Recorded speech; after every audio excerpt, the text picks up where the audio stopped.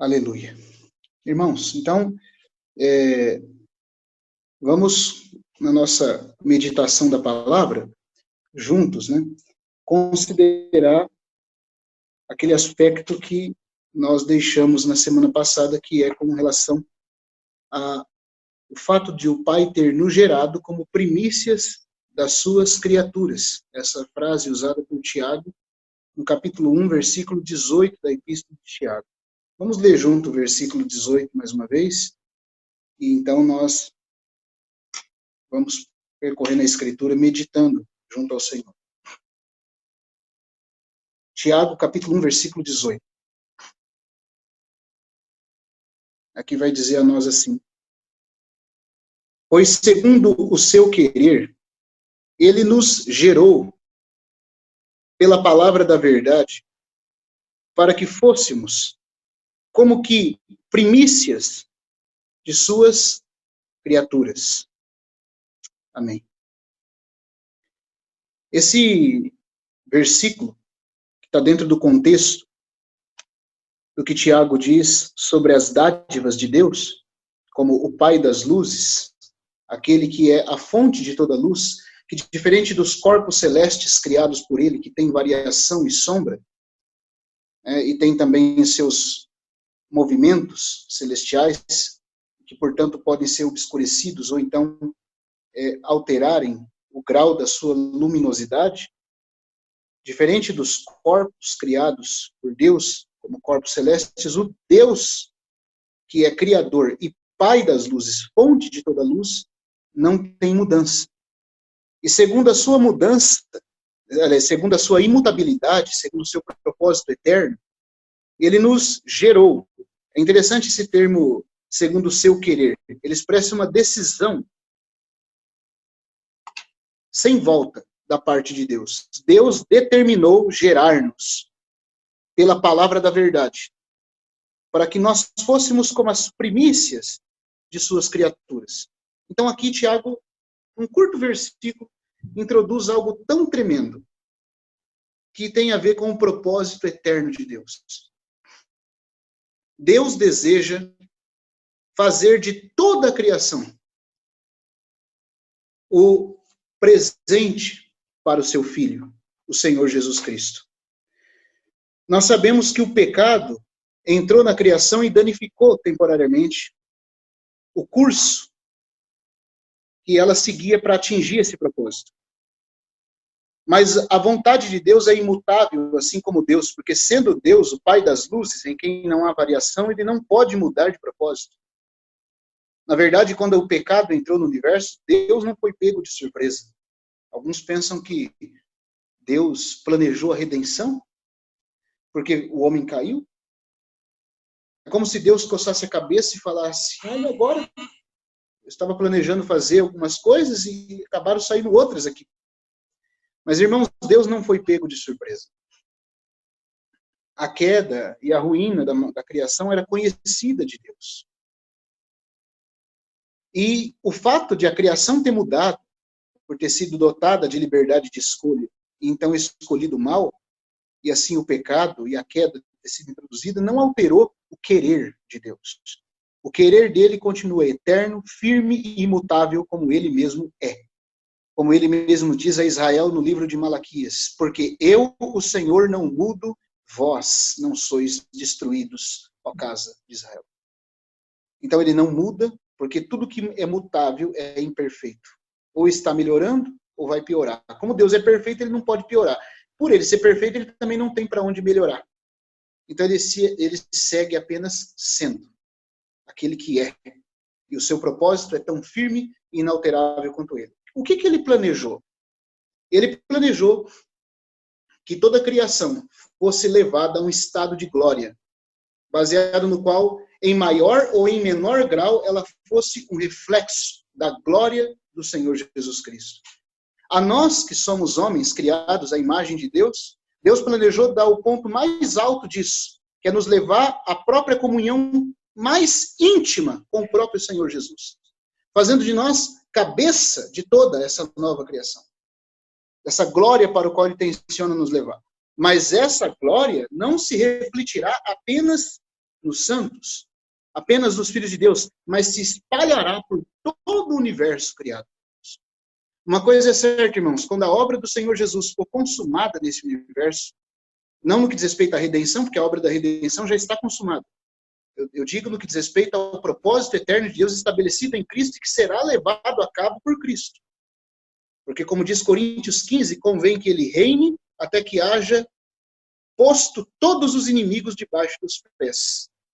Quando esse reino, quando esse período da exibição do reinado absoluto do Senhor Jesus estiver concluído, e que ele mesmo se sujeitar ao Pai para que Deus seja tudo em todos, uma coisa é certa, irmãos, Deus será tudo em todos. E não ficará um só resquício do pecado nesse universo, e nem da morte. Mas toda a criação redimida vai exibir a glória de Deus em Cristo. Oh, que grande propósito é esse, irmãos. Que maravilhoso é esse propósito. O pecado alterou o curso com que a criação andava rumo a tal propósito, mas Deus, como diz o irmão Gino, já tinha uma carta na manga. Né? E a carta na manga, a carta surpresa era a redenção, que Deus já havia preparado em Cristo antes da fundação do mundo.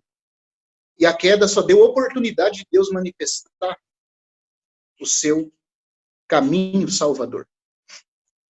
Mas aí Tiago diz que nós somos agora primícias das suas criaturas. É claro que aqui o termo se refere à nova criação de Deus. É as criaturas das quais nós somos os primeiros. Se nós somos os primeiros, então fica aqui implícito o quê? Que há partes da criação que ainda serão incluídas também. Não é verdade? Nós somos as primícias. O termo primícias aqui significa primeiro molho. É a primeira colheita. Mas se vem a primeira colheita, que era chamado de primícias, as dízimas das primícias, para quem não entende, eu sugiro que depois os irmãos leiam Levítico, capítulo 23, com calma, e lá vocês vão ver, por exemplo, em Levítico 23, do versículo 9 ao 14, quem quiser anotar, pode anotar, vocês vão ver que havia uma colheita dos primeiros frutos levados e oferecidos a Deus. E quando os israelitas em fé tomavam desses primeiros frutos, ali em Levítico 23, versículo 9 a 14, e levavam ao templo de Deus, essa era uma garantia de que se Deus aceitou esses primeiros frutos e abençoou a primeira colheita, Deus, por fim, abençoaria a colheita inteira. Então, era como se esses primeiros frutos fossem um quinhão, uma certeza, uma garantia de que toda a colheita, por fim, amadureceria debaixo da bênção de Deus. Ou seja, era o jeito do israelita dizer, se tu nos abençoaste, nos dando os primeiros frutos, nós te entregamos eles em confiança em ti, de que toda a colheita do campo também será amadurecida. Tu nos deste os primeiros frutos como garantia de que todos os frutos, por fim, também amadurecerão. Então, essa é a ênfase que é dada no princípio das primícias. Os primeiros frutos são garantia de uma colheita total mais tarde. Agora, o que é interessante, irmãos, Tiago diz que nós somos as primícias da criação de Deus. E essa não é a velha criação, porque a velha criação, o primeiro a ser criado foi Adão. Agora, da nova criação somos nós que fomos gerados pela palavra da verdade. A palavra da verdade de Deus deu a nós uma nova vida. Deu a nós um novo sentido. Deu a nós a antecipação, o antegozo do que Deus irá fazer em todo esse universo. Porque, irmãos, é tanta maravilha isso que eu não sei nem como falar. Mas olha o presente estado da criação. Olha o presente estado das nações. Olha o presente estado dos judeus. Olha o presente estado da igreja. Olha o presente estado de cada um de nós individualmente. Por enquanto. Você acha que Deus está satisfeito? Será que nós achamos que Deus parou? Ou que Deus vai deixar a coisa do jeito que está? Não, irmãos. O que o Senhor tem planejado é muito grande. É muito grande. Se o Senhor der graça, eu ainda quero ler para os irmãos essa noite um pouquinho de meditação que está aqui nesse livro do irmão A.W. Tozer, né, chamado O Poder de Deus para a Sua Vida. Né? Depois ele fala sobre a obra do Espírito Santo e da palavra no cumprimento do eterno propósito de Deus. Mas eu queria ler depois que nós considerássemos alguns versículos. Quando o Tiago diz que Deus nos gerou e nós somos as primícias, nós somos os primeiros frutos como garantia do que ele vai fazer a todo esse universo, e eu quero frisar bem essa palavra dizendo que ele fará a todo esse universo. Quando João capítulo 1, versículo 29, diz que o Senhor Jesus é o Cordeiro de Deus que tira o pecado do mundo, às vezes o nosso entendimento da palavra mundo ali é muito pequena. A nossa ideia é que o mundo ali se refere à humanidade caída ou a esse planeta. Mas não é com essa ideia que João Batista usa a palavra mundo. A palavra mundo ali, cosmos, significa toda a ordem da criação. Ou seja, quando a obra do Senhor Jesus for concluída em plenitude, não só a obra da redenção, mas a obra total, de total purificação que ele fará, ele tirará a mancha do pecado de todo o cosmos. Ele banirá para fora do cosmos qualquer lembrança do pecado. Sabe, eu estava conversando com uma irmã essa semana, ela falou para mim, irmão, isso é grande demais. Eu não consigo imaginar um universo onde não existe o mal. Para um pouquinho, irmão, pensa um pouquinho, eu e você, usa um pouquinho a nossa mente, nossa imaginação, tenta pensar você num estado de existência onde o mal não seja mais possível. Não parece demais para nós isso? Não somente o mal não será possível, mas todo desajuste não acontecerá mais. Todo erro, toda falta de compreensão, todo tipo de obscurecimento será banido desse universo. Tudo será harmonizado no Senhor Jesus.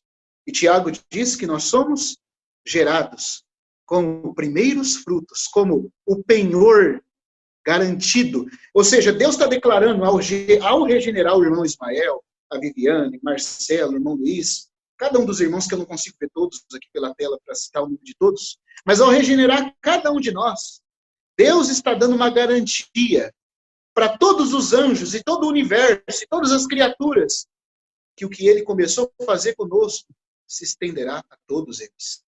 Nós somos os primeiros frutos dessa nova criação. Irmãos, isso deve encher o nosso coração de esperança. Porque o mundo tende a nos levar para baixo, tende a nos desanimar, e nós vamos ficando como o povo de Israel na jornada, certo? Nós vamos andando na jornada no deserto, rumo a Canaã, e a tendência, se você está num deserto, num calor escaldante, é você ficar com sede, cansado, exausto, e a cabeça vai pendendo para baixo.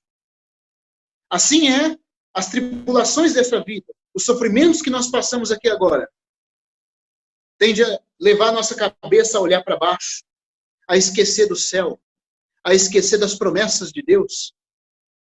Mas sabe o que Deus falou para o povo de Israel fazer enquanto eles jornadeavam pelo deserto?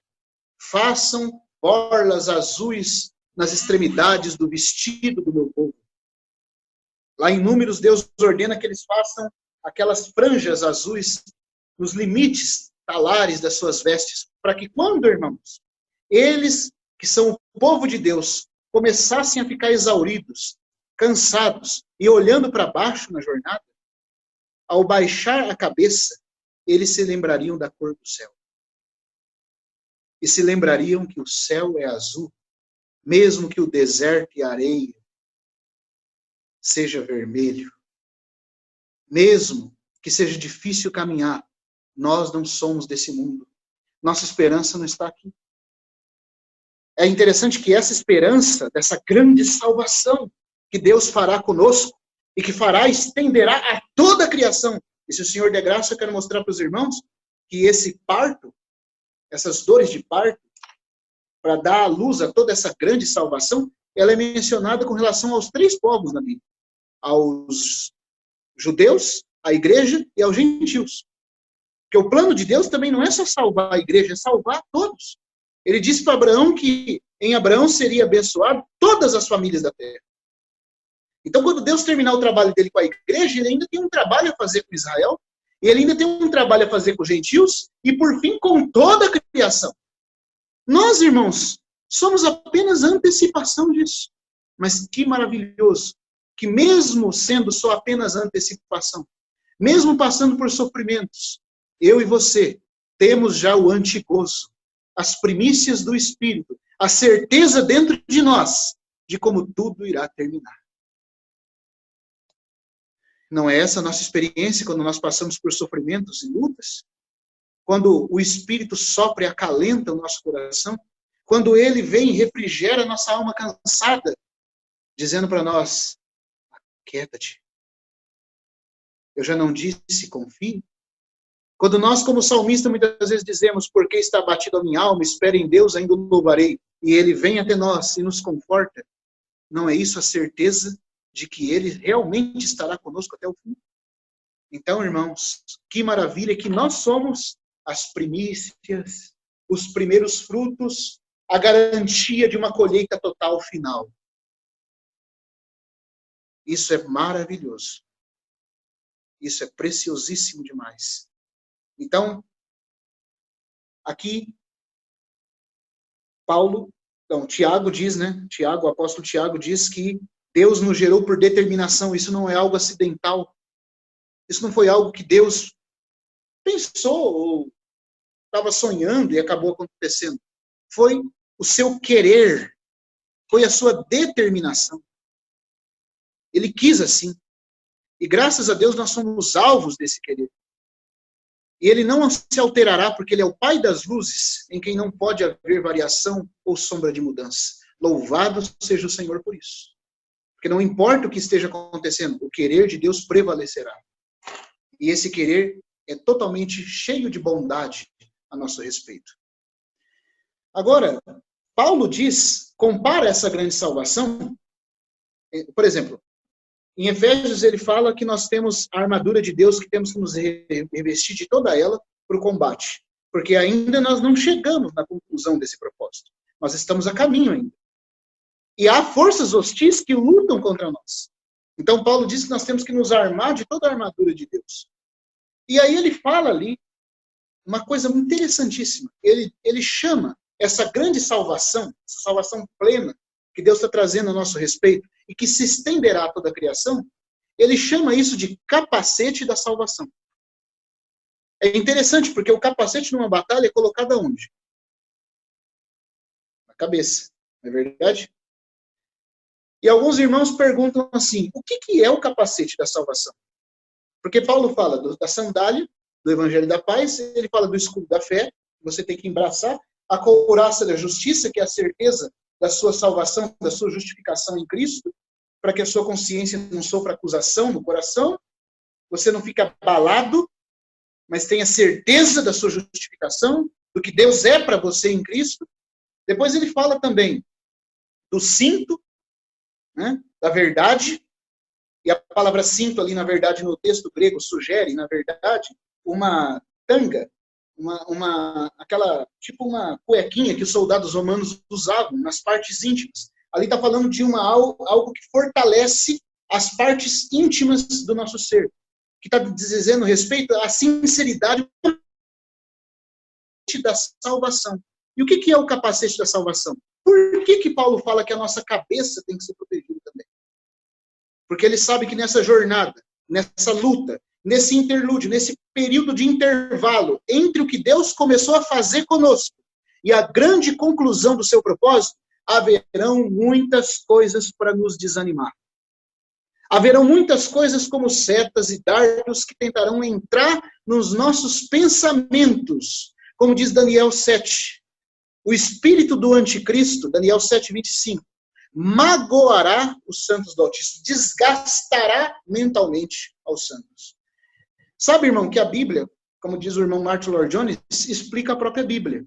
É maravilhoso que Paulo fale da armadura de Deus em um texto de Efésios, e depois ele mesmo responde o que é cada parte dessa armadura em outros trechos da palavra.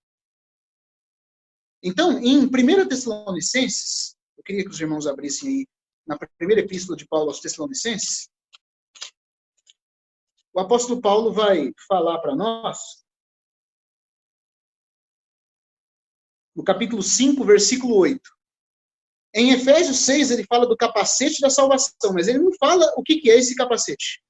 Mas em 1 Tessalonicenses, capítulo 5, versículo 8, ele vai dizer para nós o que é o capacete, de uma forma mais clara.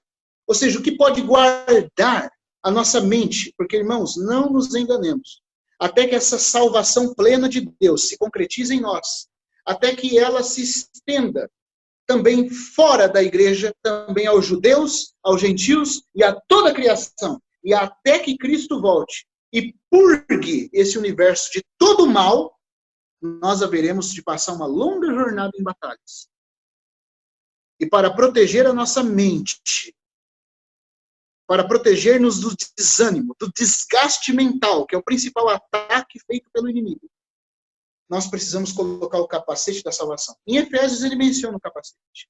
Em Tessalonicenses 5:8, a palavra de Deus explica para nós o que ela está dizendo em outro trecho. Paulo agora vai falar para nós o que é o capacete da salvação. Capítulo 5, versículo 8, 1 Tessalonicenses. Ele diz assim: nós, porém, que somos do dia, sejamos sóbrios. Ou seja, tenhamos equilíbrio mental, saúde mental. Não nos deixemos ficar enlouquecidos pela condição presente do mundo. Sejamos sóbrios. Revestindo-nos da couraça da fé e do amor, e tomando como capacete, o quê? A esperança da salvação. Aleluia. Então, o que fortalece o nosso pensamento, que pode nos tirar de uma mente deprimida, de uma mente caída, de uma mente para baixo, como Satanás quer que nós fiquemos? Lembrar-nos da salvação, a esperança, lembrar-nos que nós não somos dessa terra, lembrar-nos que Deus tem um grande propósito a cumprir ainda em relação a nós e a todas as coisas. Por mais que as trevas sejam densas, por mais que o mal prevaleça, por mais que o diabo e seus demônios ainda estejam aqui presentes, nós sabemos como tudo vai acabar. Como diz o Dr. Billy Graham, eu li a última página da Bíblia e por isso sei que tudo vai ficar bem. Irmãos, esperança, sempre que o Novo Testamento usa a palavra esperança, ele está se referindo ao que está para o futuro. Aqui Paulo fala que essa esperança cristã é o próprio capacete que defende os nossos pensamentos. Porque senão nós vamos entrar no antro da floresta de pecado e de rebelião desse mundo, e sem querer, não tem bom nisso. Nossos pensamentos vão começar a ser bombardeados e nós vamos começar a olhar para baixo e se desanimar. Você olha para a política, só tem desânimo. Você olha para a tribulação da vida, só tem desânimo. Você olha para a situação econômica, só tem desânimo. Você olha para os próprios problemas e lutas que nós passamos, só desânimo. Mas quando nós olhamos para a palavra profética de Deus, quando nós olhamos para o que Deus vai fazer, quando nós olhamos e pensamos que o nosso Senhor vai voltar, isso é um capacete na nossa cabeça. E faz nos levantar a face e dizer, aleluia, Ele já fez algo em mim. Faz nos olhar até para o passado e, como diz aquele cântico antigo, contar as muitas bênçãos e ficar surpreso com o quanto Ele já fez. E faz nos pensar no futuro cheio de esperança, ao imaginar tudo o que Ele ainda vai fazer. Então, a esperança da salvação é um capacete para a nossa mente, para que Ele possa ter uma base para trabalhar em nós. Porque, irmãos, conforme os dias do anticristo se aproximam, conforme a tribulação se aproxima, é a nossa mente que é o alvo principal do ataque do adversário. Como nós precisamos aprender a fixar a nossa mente nas coisas celestiais, pensar nas coisas que são lá do alto, onde Cristo vive, assentado à direita de Deus, e para onde Ele nos chama. Então, aqui,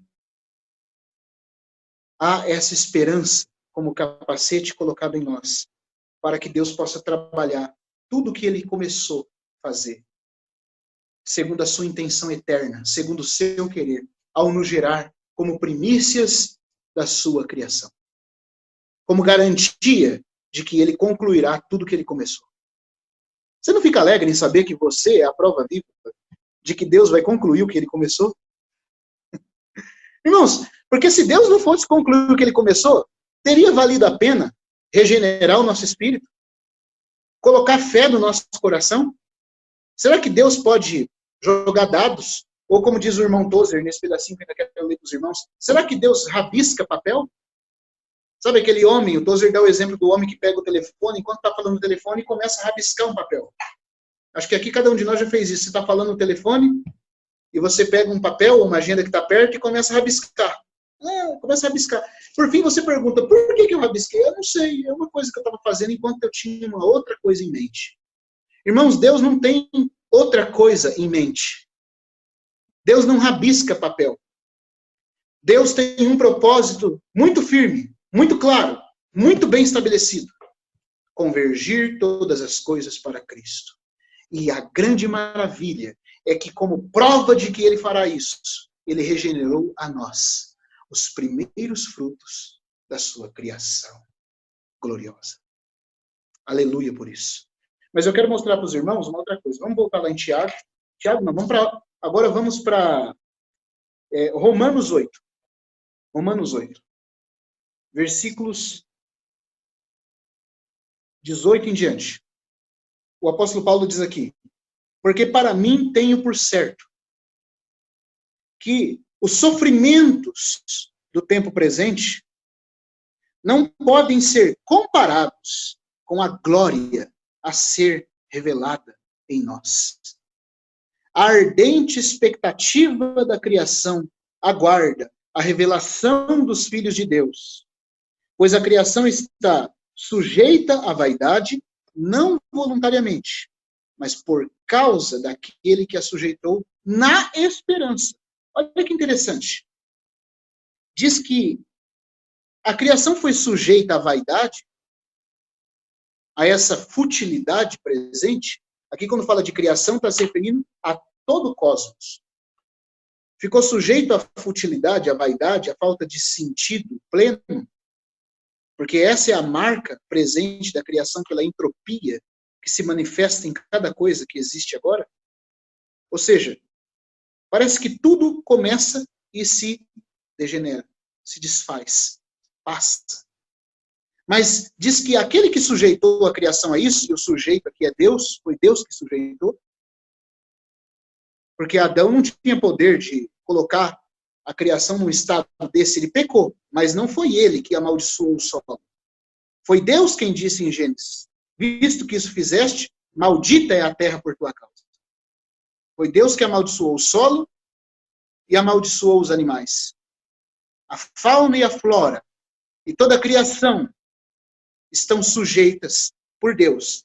Mas diz que quando Deus fez isso na esperança de que a própria criação será redimida, será tirada para fora, será resgatada do cativeiro da corrupção para a liberdade da glória dos filhos de Deus. Então, não somente os filhos de Deus vão entrar nessa glória.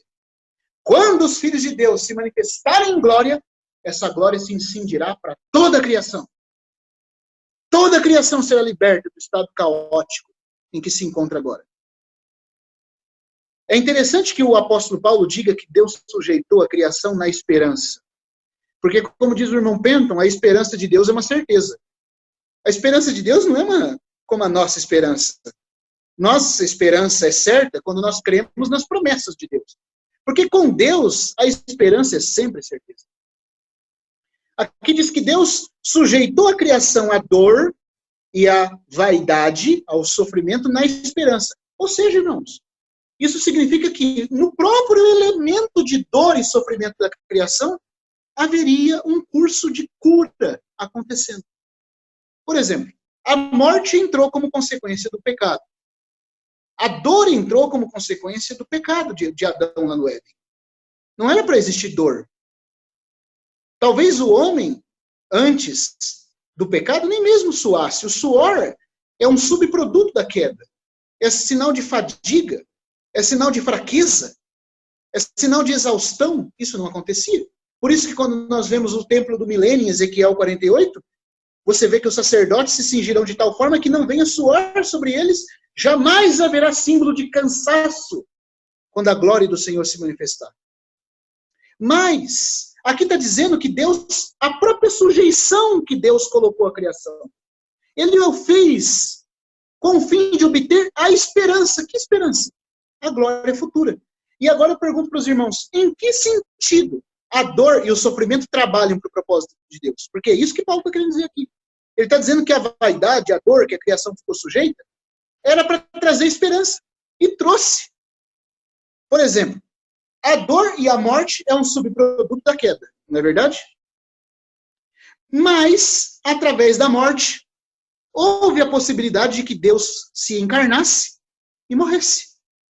E através da morte de Deus em Cristo, a morte morreu. A morte trabalha para a vida, então.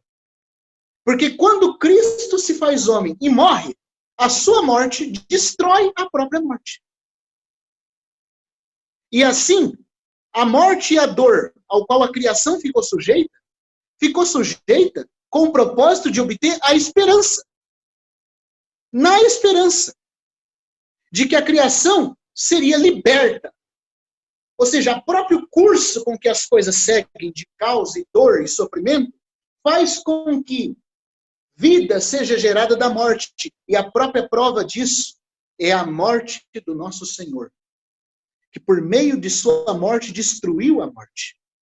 E faz com que agora tudo gire ao contrário. A morte devia acabar com as coisas. Mas desde que Cristo se encarnou e morreu, a chave do universo está girando ao contrário. Era para ser vida, exaustão, dor, morte e o fim. Mas agora, através de Cristo, há dor, exaustão, morte e vida. A ressurreição introduziu um novo início no universo. E para que a ressurreição acontecesse, Deus a colocou por meio do caminho dado pela morte. Os irmãos conseguem ver, então, que agora não tem mais como dar errado. Eu estou até meio eufórico, aqui, um pouco feliz, falando assim com os irmãos, porque irmãos, pensem nisso. Não tem mais como dar errado.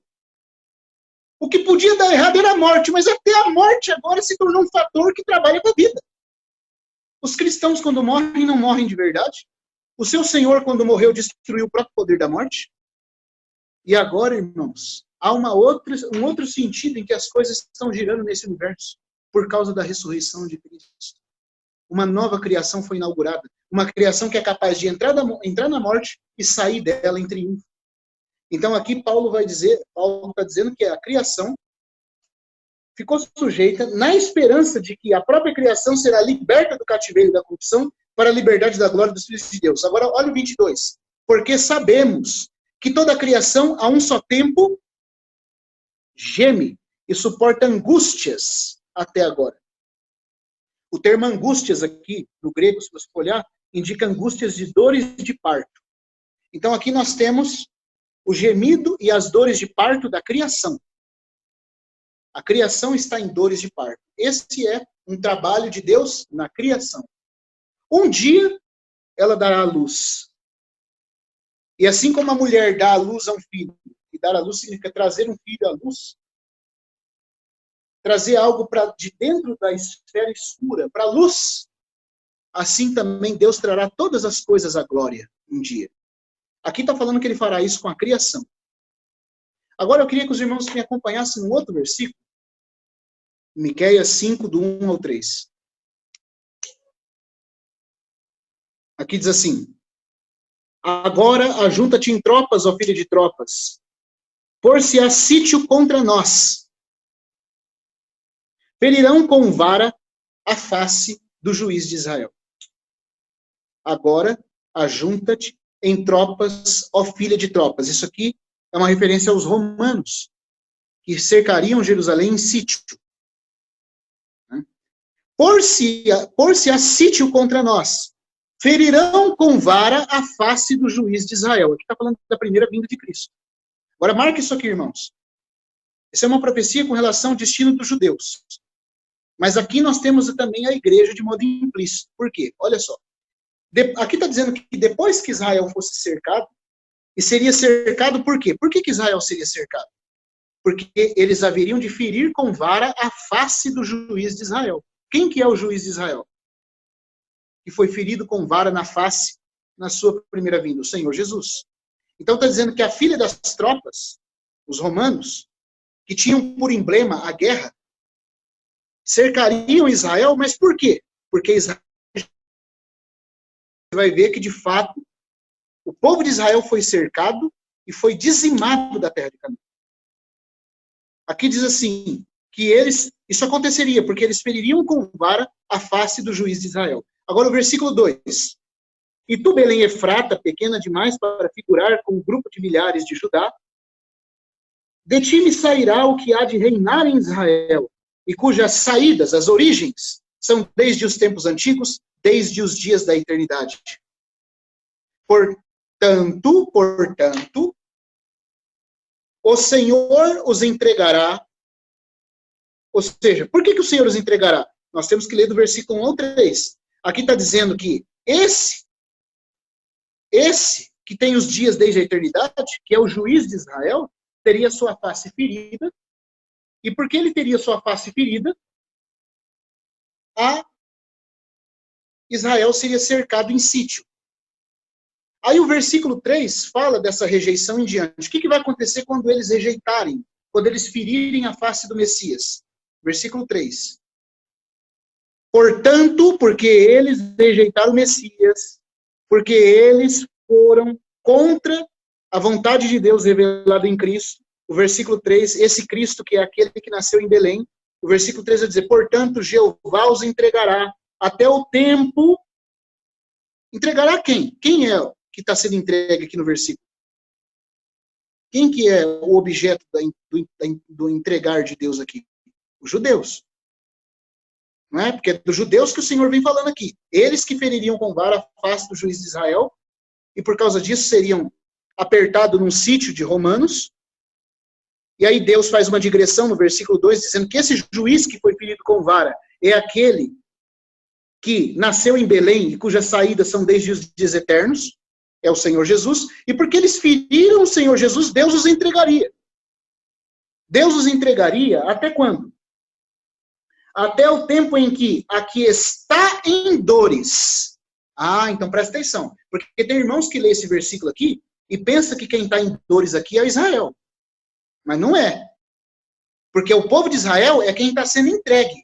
Então você tem Deus entregando Israel ao cativeiro, a dispersão, foi o que aconteceu no ano 70, depois de Cristo.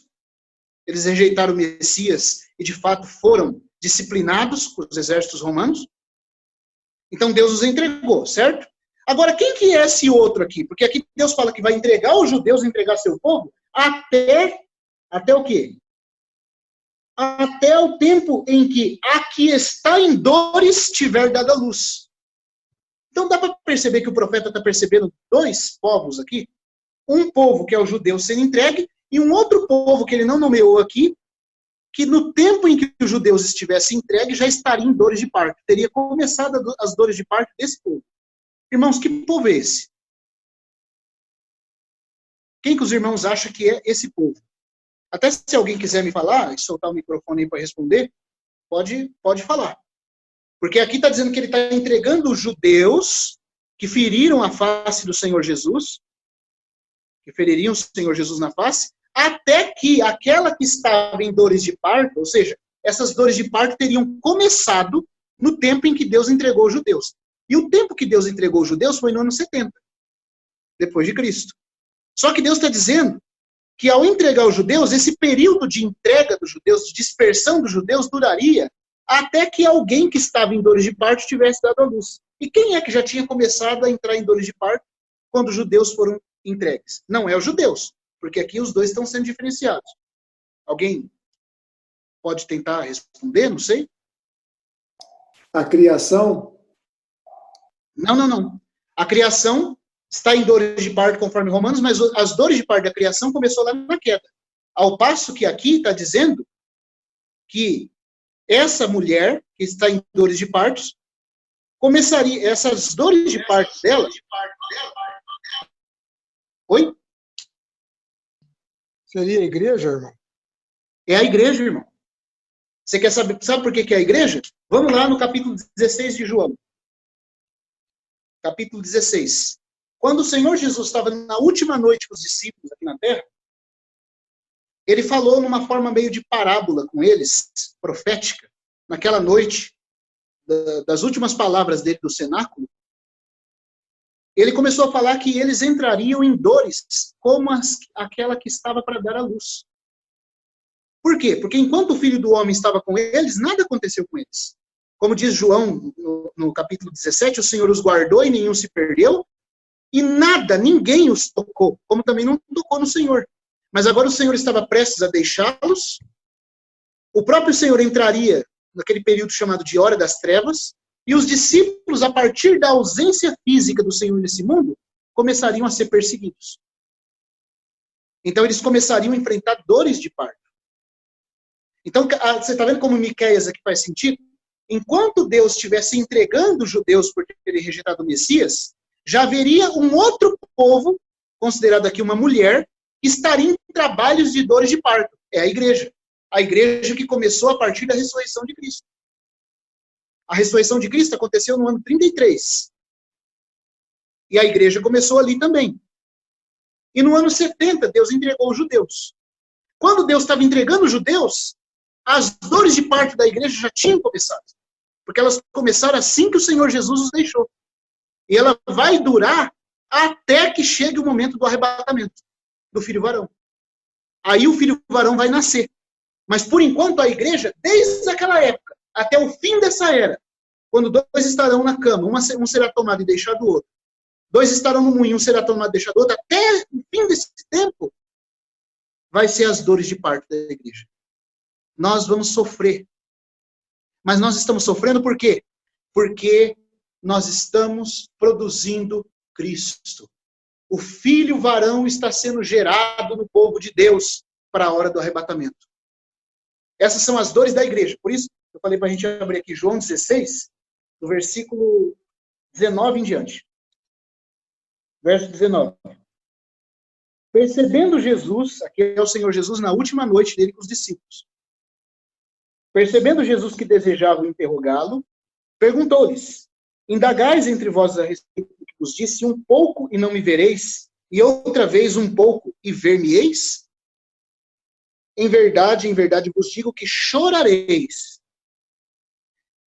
e vos lamentareis, e o mundo se alegrará. Esse é o período que nós estamos vivendo, irmãos. Desde que o Senhor Jesus, o sol da justiça, foi embora, longas trevas se adensaram. E nós nunca, de partir do pão em partir do pão, sempre é ceia.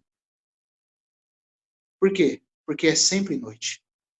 Nunca houve um café da manhã. O mundo está se alegrando e nós estamos chorando. É as dores. Ele continua: vós ficareis tristes, mas a vossa tristeza se converterá em alegria. Aí ele compara essa dor, esse período de dor deles, com uma mulher dando à luz. Aqui está a resposta para o que Miqueias está dizendo. Miqueias diz que tem uma mulher dando luz e que até que ela tenha dado a luz, Israel ficará disperso. Ou seja, Deus só vai se voltar para Israel, para concluir seu trabalho com Israel, depois que o trabalho com a igreja estiver completo. Está dando para entender aqui? A ligação de Miqueias com João 16? Olha agora o versículo 21 de João 16. A mulher, quando está para dar à luz, tem tristeza, porque a sua hora é chegada. Mas depois de nascido o menino, já não se lembra da aflição pelo prazer que tem de ter nascido ao mundo um homem. Assim também agora vós tendes tristeza, mas outra vez vos verei. E eu sei que tem irmãos que aplicam esse outra vez aqui no dia da ressurreição. Eu, particularmente, irmãos, aplico. O cumprimento pode ser aplicado ao dia da ressurreição, mas o cumprimento final é na segunda vinda. Por quê? Porque só lá as tristezas vão acabar de verdade. até que ele venha na sua segunda vinda, vai ser período de tristeza para nós. Ele viu os discípulos na ressurreição, mas eu pergunto, a igreja, depois da ressurreição dele, não teve dores? Não continuou sofrendo? Então, o cumprimento final desse outra vez vos verei é na segunda vinda. Então ele fala, outra vez vos verei, e o vosso coração se alegrará, e a vossa alegria ninguém poderá tirar. Naquele dia, nada me perguntareis. Então veja, que importante, irmãos. Nós somos as primícias dessa criação de Deus. Algo de Deus já nasceu em nós, mas só nasceu por enquanto em nosso espírito. Nós ainda estamos, como Romanos 8 fala, aguardando a redenção do nosso corpo. Nós ainda estamos aguardando o dia em que nós seremos tirados totalmente para fora do cativeiro. Mas até que esse dia chegue, as dores de parto daquela que está para dar à luz estarão acontecendo. E, irmãos, isso também é um motivo de nós nos alegrarmos, porque se nós estamos em dores de parto, é sinal que o menino vai nascer. E é sinal que nossa esperança não está nessa terra. Porque o mundo se alegra à medida em que o reino do anticristo se aproxima. Porque as promessas do anticristo é de colocarem a coisa em ordem. Irmãos, que tristeza nós vemos os cristãos, à medida em que as coisas vão ficando aparentemente melhor, como, por exemplo, quando o Bolsonaro ganhou a eleição, tantos cristãos falando, agora Deus vai abençoar o Brasil. Como se a bênção de Deus para nós cristãos fosse nos dar riqueza aqui nessa terra. A mente dos cristãos está focada. Nesse mundo que nós temos é dor. Nesse mundo, o Senhor falou que nós choraríamos. Mas Miqueias profetiza que esse trabalho de dor de parto vai chegar ao fim. E quando Deus encerrar o trabalho de parto da igreja, aí agora vai começar o período de parto de Israel. Você vê que coisa linda? Ou seja, haverá um tempo em que Deus colocará todas as coisas em ordem. Primeiro, começou as dores de parto da criação. Depois, as dores de parto da igreja. Por fim, quando o trabalho com a igreja se encerrar, ele vai começar as dores de parto com Israel durante a grande tribulação. Durante a grande tribulação, Israel será atribulado com dores de parturiente, como diz os profetas. Então, Israel também passará por uma dor de parto. Mas se tem dor de parto na criação, se tem dor de parto na igreja, se tem dor de parto em Israel, é porque alguma coisa está sendo trazida à luz. É porque o propósito de Deus ainda não foi atingido. É porque Deus tem algo glorioso para fazer ainda. Os irmãos estão conseguindo ver? Que coisa maravilhosa? Então, veja. A criação aguarda o momento de ter sido dado à luz. A igreja, por Cristo, é comparado aqui a uma mulher que vai sofrer, chorar enquanto o mundo se alegra, mas por fim o Senhor voltaria e a nossa alegria ninguém tiraria naquele dia. E Israel também é comparado na Escritura. O povo judeu é comparado na Escritura àqueles que vão passar por tribulação e dores de parturiente. Deus tem um trabalho, porque Deus quer colocar todas as coisas em ordem e submeter todas as coisas a seu filho. Mas para que ele faça isso, envolve dor, envolve sofrimento. Mas os sofrimentos, as dores de parto que a mulher sente, é a garantia que o filho está vindo. Então, vamos dizer assim que esse aparente reboliço, essa aparente confusão em que as coisas se encontram agora, quando você olha para a igreja, a coisa está em confusão. Quando você olha para a criação, a coisa está em confusão. E quando você olha para os judeus, também está em confusão. Não é verdade? Por onde você olha, parece que as dores não acabam. Parece que as contrações musculares, né, continuam intensamente doloridas. Mas é porque o parto se aproxima. E se aproxima em relação a nós, e se aproxima em relação à criação, e se aproxima em relação a Israel. Que Israel passaria por dores de parto, nós também podemos ver lá em Mateus capítulo 24. Vamos lá. Vamos começar no versículo 5. Para pegar o contexto. Porque virão muitos em meu nome, dizendo, eu sou o Cristo, e enganarão a muitos. E certamente ouvireis falar de guerras, rumores de guerras. Vede, não vos assusteis, porque é necessário assim acontecer, mas ainda não é o fim. Porquanto se levantará nação contra nação, reino contra reino, e haverá fome e terremotos em vários lugares. Porém, tudo isto é o princípio das dores. E as melhores versões põem das dores de parto. Porque aqui é uma resposta do Senhor com relação aos crentes judeus. Todo o capítulo 24 de Mateus, do versículo 1, Jesus está respondendo para aqueles crentes judeus, dizendo o que aconteceria com eles. Do versículo 15 em diante, ele diz que até aqueles que estiverem na Judéia nos dias dessa tribulação, não deveriam voltar para pegar de volta a capa. E ele está dizendo que as dores que eles passariam era o princípio das dores de parto. Então veja que há um parto com relação a Israel, há um parto com relação à igreja e há um parto com relação à criação. Mas Deus já começou a sua obra. No que diz respeito ao nosso espírito, Deus já deu a luz a nós, já nos gerou. Mas nós ainda aguardamos o parto pleno. Por isso que agora, irmãos, eu queria voltar lá para Romanos 8. Puxa, hoje a hora está passando mais rápido do que eu pensei. O tempo está curto. Vamos lá em Romanos 8.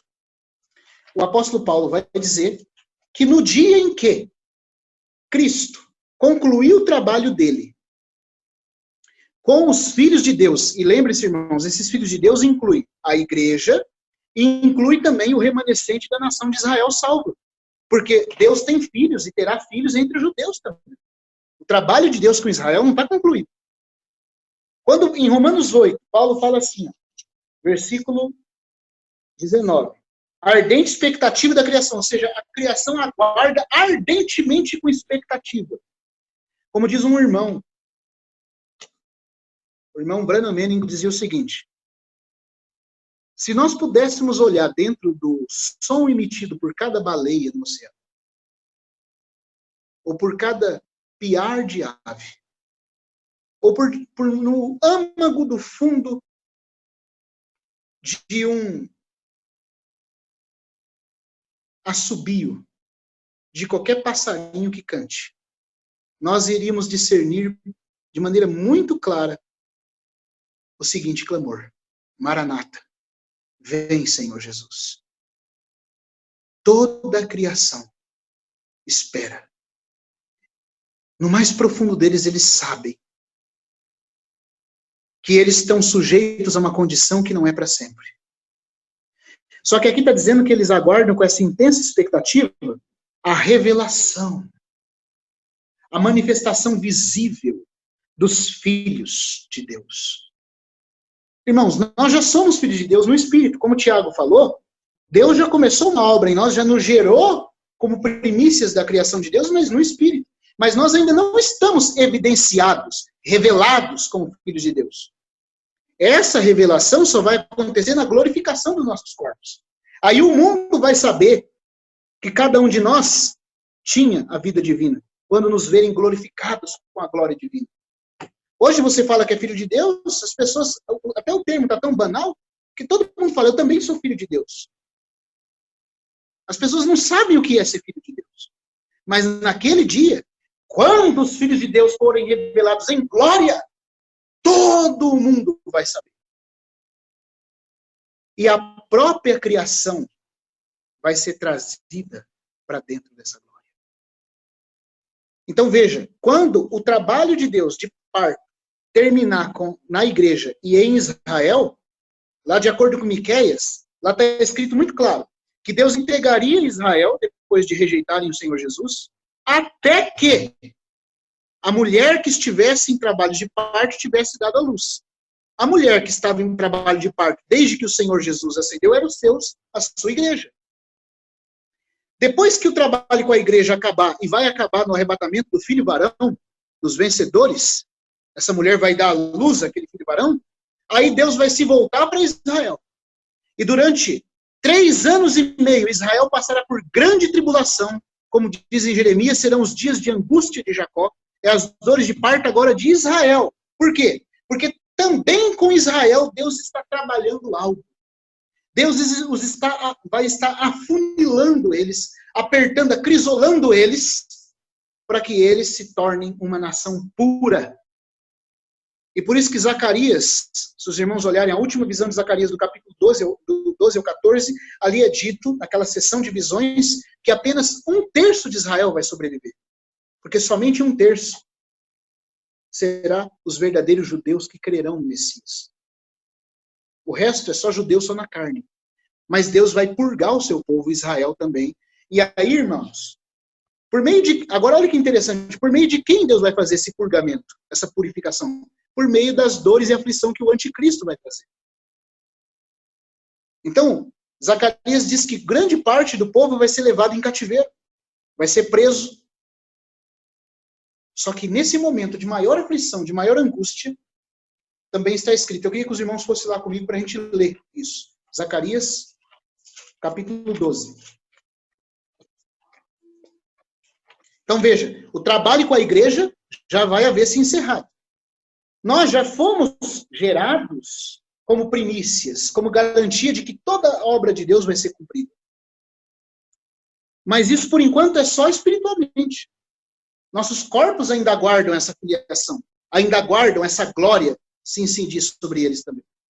Mas quando aconteceu o arrebatamento dos vencedores do filho varão, então essa mulher que está em trabalho de parto vai ter dado à luz. Aí Deus vai se voltar para os judeus, como diz Miqueias.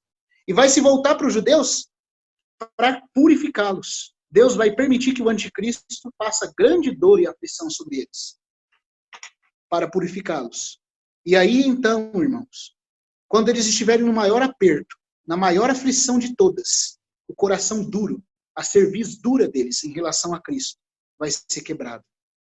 E eles vão invocar o Senhor, porque Deus vai derramar sobre eles o Espírito de graça. É o que está aqui em Zacarias. Zacarias 12. Versículo 10.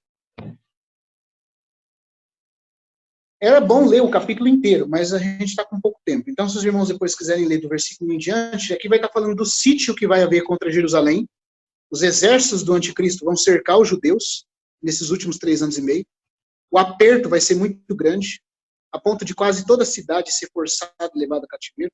E aí, então, nesse ínterim, nesse tempo, enquanto isso estiver acontecendo, versículo 10 vai se cumprir. E sobre a casa de Davi, e sobre os habitantes de Jerusalém, derramarei o espírito de graça e de súplicas. Aleluia. Olha só. Olharão para aquele a quem transpassaram. Pranteá-lo-ão como quem pranteia por um unigênito, e chorarão por ele, como quem chora amargamente pelo primogênito. E aí ele fala aqui do arrependimento da nação de Israel. E aí, então, o parto de Israel acontecerá rápido, instantaneamente. É tão rápido que diz que a nação inteira vai se converter em um momento só. E quando Isaías profetiza sobre isso, Isaías fala que é tão rápido esse nascimento desse filho agora em Israel. Não é como o parto da igreja que dura 2000 anos. O de Israel vai ser muito rápido, vai ser em um momento. As dores de parto vão vir, mas vai ser tão rápido que vai ser como um nascimento que acontece antes de ter vindo as dores de parto, de tão rápido.